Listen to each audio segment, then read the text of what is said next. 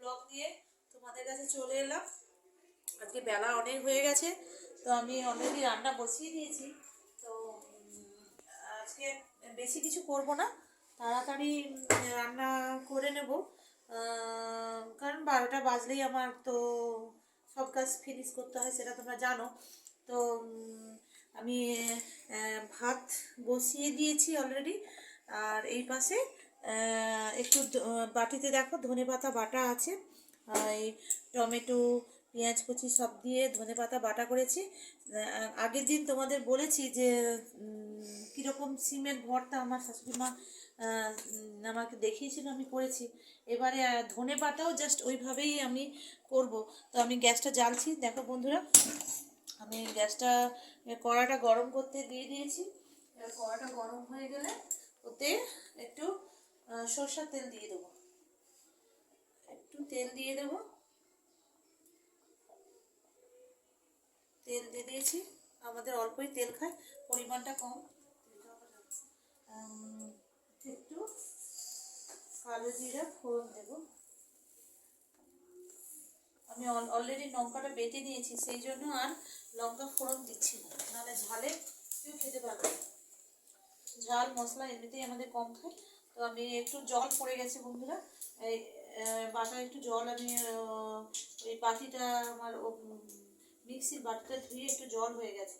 তো তেল অলরেডি গরম হয়ে গেছে, কড়াও গরম হয়ে গেছে, কালো জিরা ফোড়ন দিয়ে দিয়েছি। এবার পেস্টটা দিয়ে দিচ্ছি, পেস্টটা দিয়ে একটু নাড়ানাড়া করবো। গ্যাসটা হাই ফ্লেমে থাকবে, কারণ এটা বেশি যেন নিচের দিকে লেগে না যায়।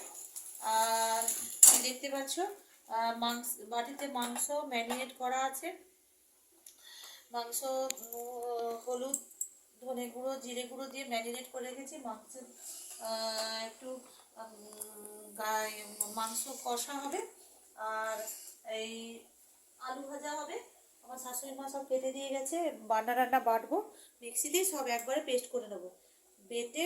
আর এই চাটনি বেটে দিয়ে গেছে, আদা রসুন সব দেওয়া আছে দেখছো বন্ধুরা। আর এই টমেটো চাটনি হবে, আর কিছু সেরকম কিছু করব না। এই ধনে পাতাটা বাটাটা দেখো, আমি ধনে পাতাটা বাটাটা কীরকম করি, এটাও খেতে খুব সুন্দর লাগবে।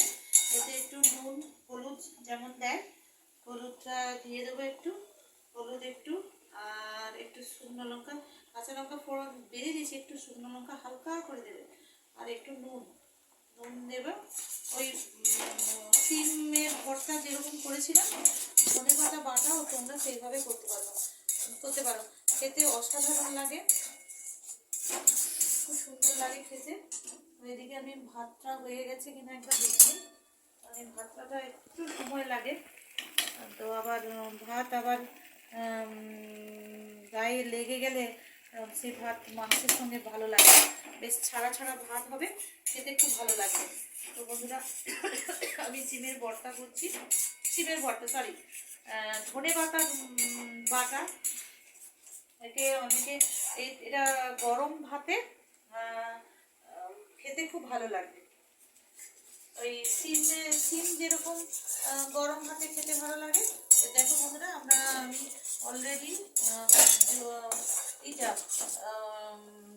কড়ার গায়ে লেগে যাচ্ছে না, দেখুন মাছটা নাড়তে হবে যেন ধরে না যায়, ধরে গেলে পোড়া পোড়া গন্ধ করবে, বেশি লাগবে।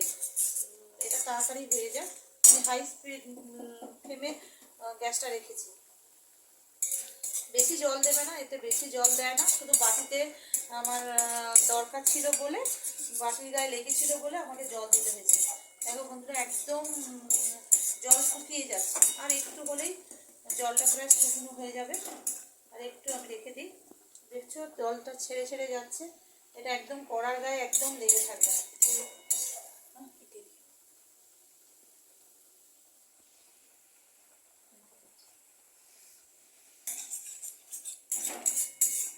আজকে আজকে আজকে ব্লগটা আমার ছেলে বাড়ি আছে, সেই জন্য ও আজকে ক্যামেরাটা একটু ধরে দিচ্ছে, নাহলে একাই ধরি। আজকে শনিবার, ওর আজকে স্কুল ছুটি, তো সেই জন্য ও ব্লগটা করে দিচ্ছে, আমাকে সেভ করে দিচ্ছে।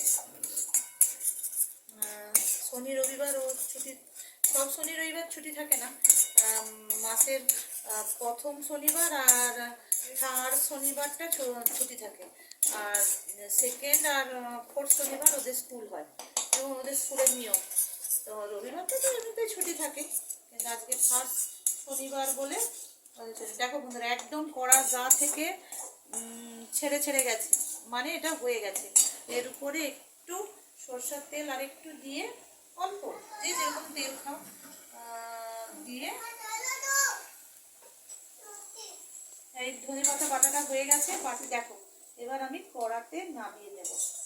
দেখো একদম সুন্দর হয়ে গেছে, একদম কড়াই আর লেগে নেই বন্ধুরা। ঠিক আছে, কীরকম লাগলো কে জানাবে। আচ্ছা ঠিক আছে, আজকে আমি এইখানে শেষ করছি, আবার নেক্সট ব্লগ নিয়ে তোমাদের কাছে আবার আসবো। তো টাটা বন্ধুরা। স্নান টান হয়ে গেছে, মাংস রেডি করে দিয়ে গেছিলাম, তোমাদের বললাম তখন ধনে পাতা বাটা। দেখো মাংস তো ম্যারিনেট করে রেখেছিলাম, দেখো আজকে কী কী রান্না করেছি তোমাদের একবার দেখিয়ে দিই। মাংসের কষা করব, ঝোল হয়ে গেছে। আচ্ছা, চাটনি করেছি, আর এই যে ধনে পাতা বাটা অলরেডি হয়ে গেছিল, তোমরা দেখেছো, আর মাছ ভাজা, আলু ভাজা।